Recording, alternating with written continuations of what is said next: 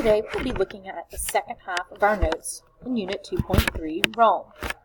We've talked about the Roman Republic and the Empire, general characteristics of both, like the social structure, gender relations, trade, and Pax Romana. We've also talked about the differences, that representative government versus a single dictator. So today we're going to look at some of the lasting contributions and the fall of Rome. So throughout the late Empire period, we will see the rise of Christianity. In a later unit, we will talk about Christianity specifically. So today we're only going to be looking at Christianity in the ways in which it interacts and impacts the Roman Empire. The Roman ruler of Judea was a man named Pontius Pilate, right? And it would be here in the Middle East. It would be an administrative district within the Roman Empire. He is the man who makes the decision to crucify Jesus as a criminal. Crucifixion was a relatively common form of Roman punishment for having broken a law. After the death of Jesus, we'll see his disciples, most specifically St. Paul, spread his message and spread the religion. If you look at the map included, you'll see several journeys of Paul throughout the Roman Empire. And if you think back to yesterday, Paul's ability to travel to these places safely, securely, and to be safe once he is there is really the essence of that Pax Romana we were talking about in terms of trade. Here, we see it in terms of spreading an idea, cultural diffusion of Christianity. These early converts to Christianity tended to be your lower social structure. Christianity offers a better world in the afterlife, heaven. Get through the trials and tribulations on earth and you'll get a improved, perfect life in heaven by God's side. And this is a really appealing message to people who might be poor, to women, to slaves and peasants. And so really the vast majority of your early converts will be from those lower socioeconomic status. And so these weren't people who had a lot of power to change and influence Roman society. Many of them will be martyred, meaning they will die for their cause as being crucified, like Jesus, but also a lot of other followers, or being forced into the gladiator pool to go and fight and die as entertainment for Roman citizens. One of the main reasons for this is the Romans saw a threat for monotheism. Last recording, we talked about how Rome was very tolerant. They did not mind if you had other religious beliefs. What the Romans feared was monotheism, because if you're monotheistic, you can only worship one God. And that means you cannot participate in those civic rituals, those civic behaviors that Romans expected of citizens. And since you reject that, you rebel against participating in those government activities, then you're seen as a threat to the government. This will begin to change around 300, particularly with the Emperor Constantine. Constantine will convert to Christianity in the year 312. We don't know the inner working of Constantine's heart, whether this was a religious conversion, a practical decision to embrace a winning future he saw for Christianity, or a blend of both. But what we do know is with that acceptance by the emperor, we see a drastic reduction in the persecution of those early Christians. In the year 380, Emperor Theodosius will make Christianity the official religion. So we see in under 400 years, Christianity will go from an outlawed and persecuted religion of a small minority of mostly lower class citizens or members of the Roman community to the official religion. The empire is drastically in decline at this point as well. And so we see the rise of Christianity corresponding with the decline of the empire of Rome. And as we talk about what Rome will look like and what Europe will look like after the fall of Rome, this connection to Christianity, a society based on Christianity, really is going to be a long-term impact. And though it may have been significant in the destruction of Rome as an empire, Christianity will have a long legacy in connecting and organizing Europe after Rome is gone.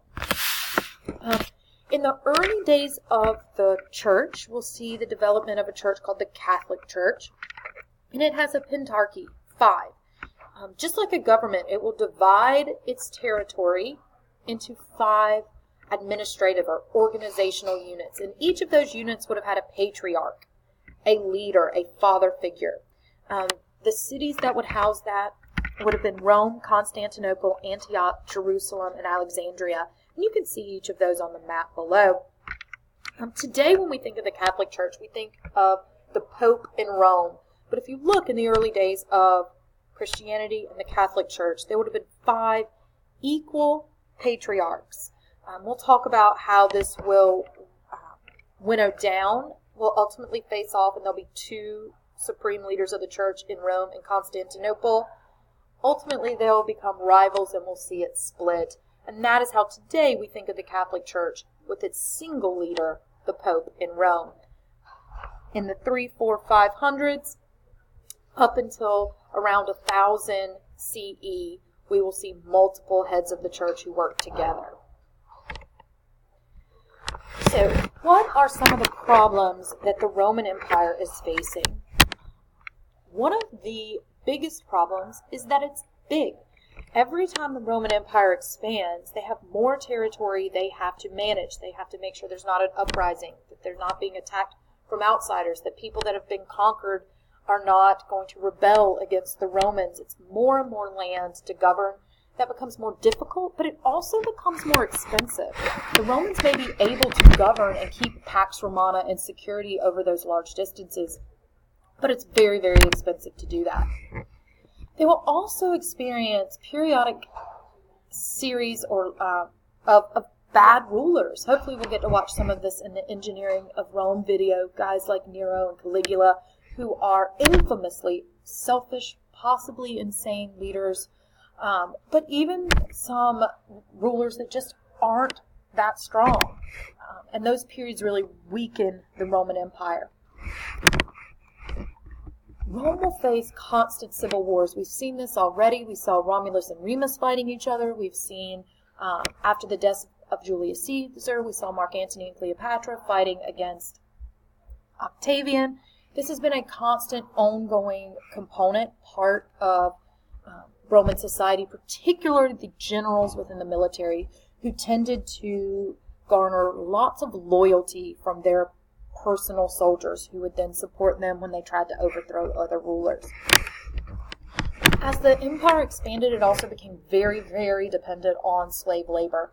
A lot of those major architectural and engineering accomplishments of aqueducts, Colosseum, Hippodrome, roads will be accomplished with slave labor, as will the ability to feed the empire. It's a lot of people, a large empire, and a lot of the farming will be done on estates worked by slaves. There's a huge wealth gap in Rome, and this is where sometimes you see that idea of America as the new Rome. Is it going to fall? The idea that the wealthy that owned these huge estates, had lots of slaves, had all the power, were getting all the benefits of that society, and there was very little distributed out to everyone else. That when problems arose, the poor were taxed more and more, and the wealthy maintained their wealth and status, and the resentment that begins to brew from the lower classes who may rebel, but also just the economic problems that come when all of your wealth is held by a small number. We will see disease play a part, and this is something the Romans may or may not have been able to prevent. The fact that they lived in cities helped spread disease. The fact that they traded so much helped spread disease, but the disease will come and it will kill off large portions of the Romans, and this creates problems. There's less farmers growing food, and therefore there's less food for the population. There's less soldiers to fight and defend the Romans as they're invaded. And that leads us to our last major problem facing the Romans, and that was an external problem. If you look above, all the others were internal problems within the Roman Empire. An external problem, an outside problem, are invaders, particularly invaders that the Romans would have seen as barbarian, that they would have been not civilized or cultured the way that the Romans were. groups like the Goths, the Huns, the Vandals, the Franks, the Saxons, that had often lived on the outskirts of the Roman Empire, sometimes within the empire, sometimes just outside. But as these internal parts of Rome weaken from disease, weaken from social strife, we see that these outside invaders are going to stop seeing Rome as this intimidating military power, and they're going to see it as ripe for raiding, ripe to attack and steal and take some of that wealth as they see Rome appearing weak.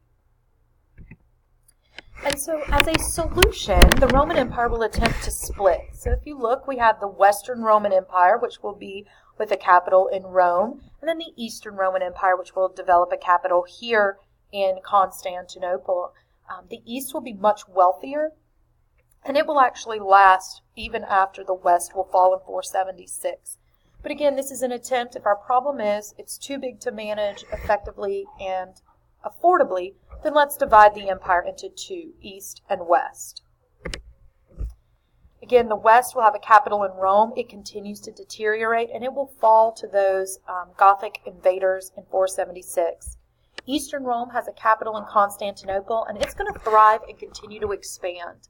It will also be known by the name Byzantine Empire or Byzantium, and it will not fall for another 1,000 years. In 1453, it will fall to the Turks, a Muslim nomadic group, creating its own empire.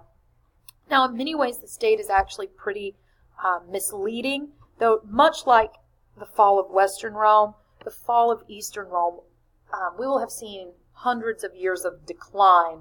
This date, 1453, and this date, 476, are just that final fall of the main city. But they were much declined from their heyday well before those times. So now we'll move on and do an activity on Roman legacy, and look forward to moving away from Western tradition in Europe to China in our next lecture.